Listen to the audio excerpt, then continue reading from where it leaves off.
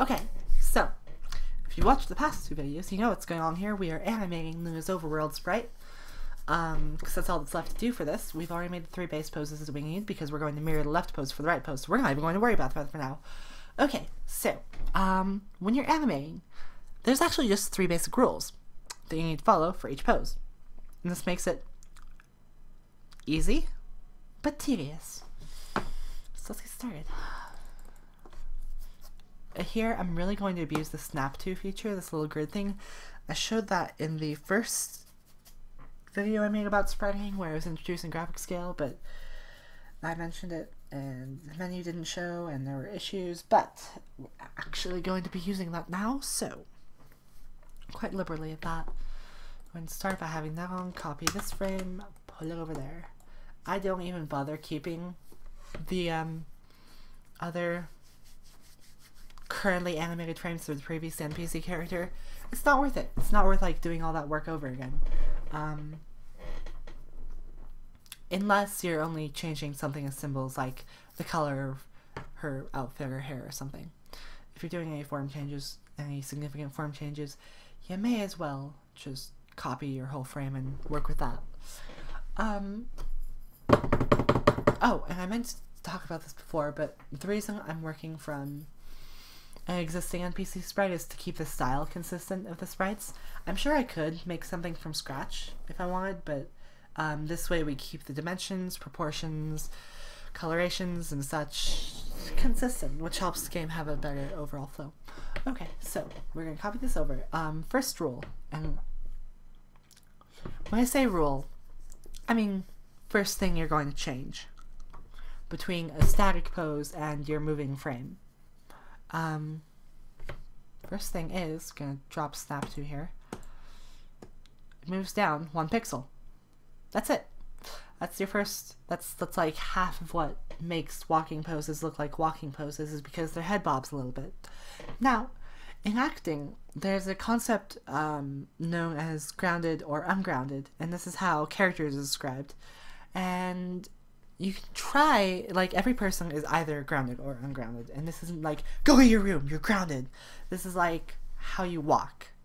And that is, if you try walking, you will notice that either as you walk, your head bobs up and down slightly, and your body with it, or you stay flat and your head does not bob.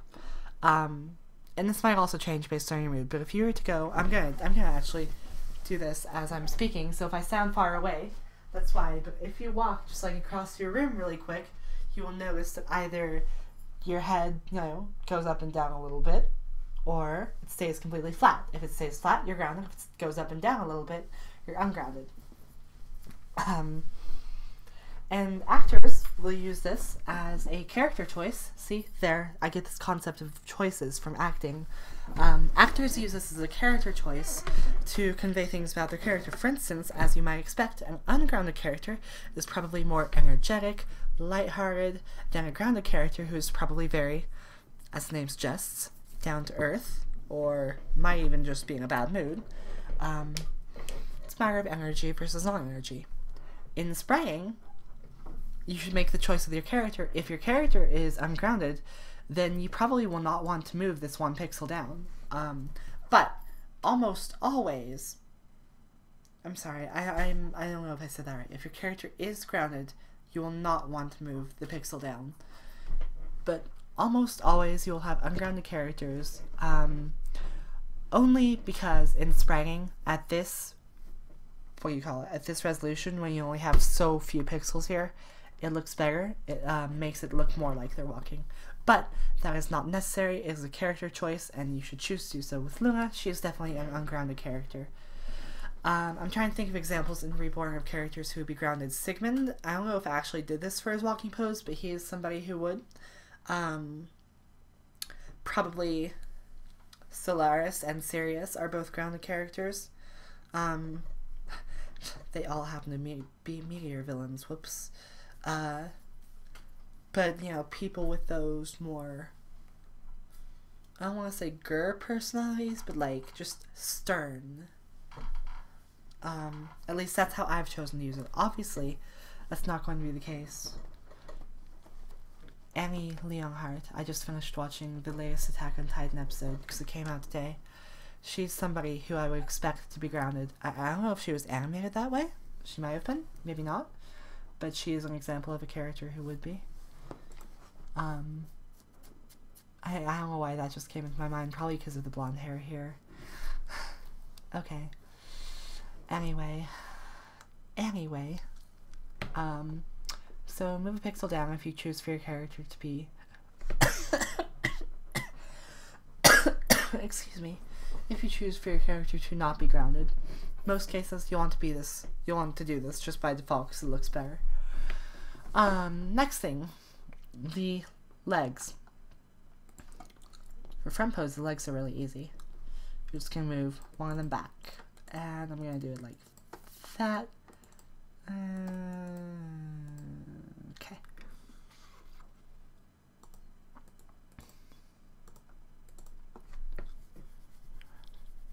Alright, that's that. And then, last thing is to move the hand opposite to the leg that is moving forward. So, in this case, her right leg is coming forward. So is her left hand. And by contrast, her right hand will go back. So, let me do that. Shimmy. And right hand comes forward a little bit.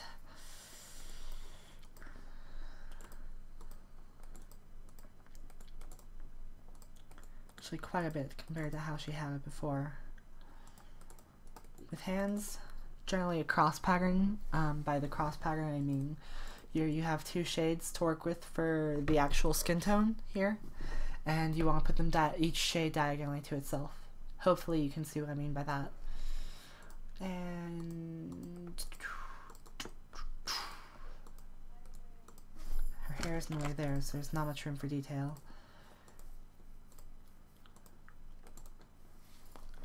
And that's it for that walking pose. Now, for the for the third frame here, it's going to be exactly the same as the first frame. So again, I'm going to use Snap 2, copy that over. Fourth frame is going to be basically the second frame flipped. So we're going to have to flip this. This is where it can get tricky if you have a character like this, who has a hairstyle that, you know, is different on one side than the other. So I'm going to flip the entire thing here first. So if I were to keep it like this, then her hair would be like waving all over the place. It'll be weird. So then I'm going to drop Snap 2 and select just the front of her head and flip that again. Move that back into place, and I think that'll do. That looks a little awkward there, so I'm going to drop that. I think her body is too far to the side. Let's see, 1, 2, 3. 3 between the... Yeah, her body is too far. There we go. In that case, I can put that back. Okay. That should be darker because it's in the shadows. That should be darker because it's in the shadows of her hair. Actually, probably not that dark though. So, I guess that's fine. Anyway, that's the first row of walking poses. I'm going to go ahead and save because I haven't done that in a while. Just save frequently. I probably don't have to say that. Okay. Side walking poses are the hardest. And that said, they're still not that hard. Okay, but do both these at the same time. Okay, I'm using Snap 2 to clone and get these this first frame duplicates into position very quickly. Makes it so much easier than if you have to move over pixel by pixel and count that you have the same number of spaces like you do in Microsoft Paint. So please, graphic scale is like so cool. Use it. Alright, again, you're going to move 1 pixel down on both of them. The reason we have 2 here is because we can't just flip it left and right like we did for the front-facing ones. We have to make 2 different frames. That's why side-facing poses are the hardest, because it's twice as much work.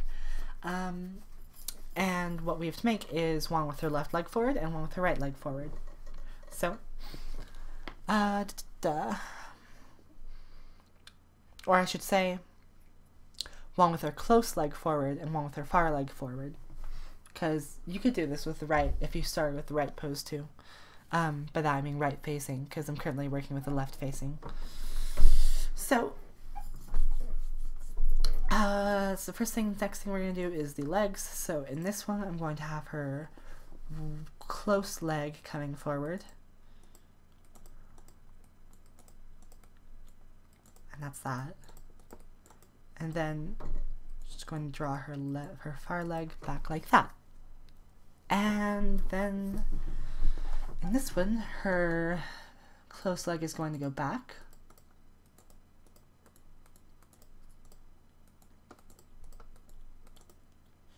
And her far leg will be forward. Okay. I think that's adequate. You'll notice that I'm using much darker colors for the back leg than for the front leg, and that's just to create the illusion of depth. And I don't think there's much more to say on that. Last part is the hands. Hands are much harder than on the front facing, because you have to move them, which requires that you redraw the side of her costume, or his costume if you're working with a male character. Requires that you redraw the side of there's my parrot and the dog. Requires that you redraw the side of his or her costume underneath. In this case, you know, again, you're working with a very small number of pixels, so if you know the color of what's underneath there, which you should if you're designing a character, then it's not a big deal. So that's the hand going back, and hand going forward is just going to come for a little bit. It's not the color I wanted. You are not the color that I'm looking for.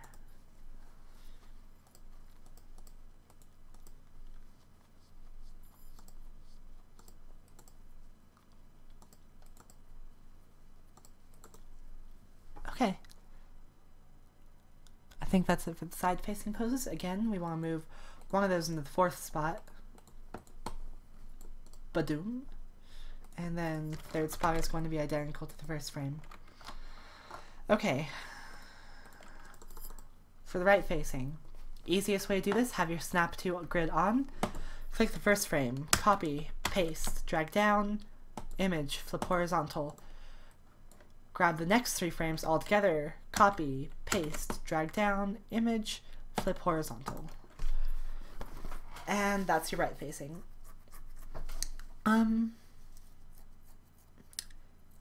That's just the most efficient way to flip it around. You could do it frame by frame, but that's really not necessary. So do it like that. You can't do the full row at the same time, because then your walking pose will become your first frame. And you don't want that. She will look like she is stuck perpetually walking. And you don't want that. Okay. Last one. This is going to sound very familiar. Say it with me now. Move the thing down. Then move the leg forward. Which is even easier than in the front.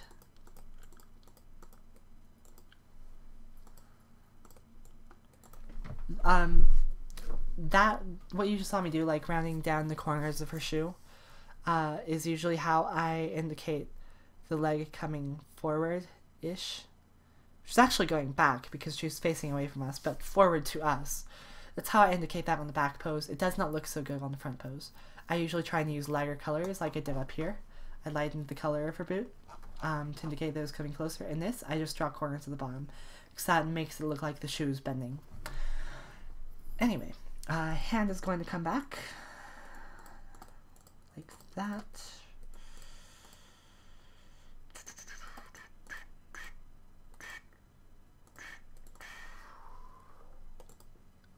And this hand is going to go forward.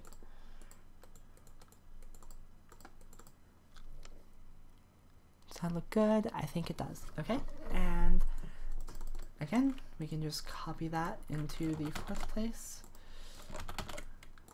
Make the third equal to the first. And we're going to flip it. And then we're going to flip her hair back. So it isn't... So she doesn't whip her hair back and forth. She whips her hair back and forth. Except for she doesn't. So, boom. I'm doing that part separate just so I don't, I did that in 2 parts so that I didn't like ruin how it shows her hand moving forward.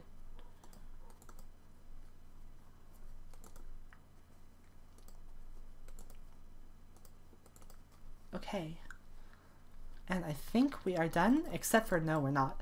We have to do the final steps is to redo what we undid at the very beginning. If you remember what that was firstly, we made the image 50% small, so now we're going to do the same thing. We're going to make it 200% size. This makes it usable by Essentials resolution. And finally, we have to make it transparent, because the alpha channel that gave us the black background before was the transparency. You can, if you do this, you can skip importing it into RPG Maker. What you need to do is take this choose by color thing, click anywhere in your background, assuming you've been good about not using a white color or a color equal to whatever your background is. Only the background will be selected everywhere, even bits that are isolated, which there aren't any in this sprite, but sometimes you'll have like parts of the background that don't connect to the rest of the background. But this color tool will get even those. Then go to Image, make Alpha Channel. These are the settings which have anti-alias is off, invert is on, current selection. Okay? And that's it. When you save it,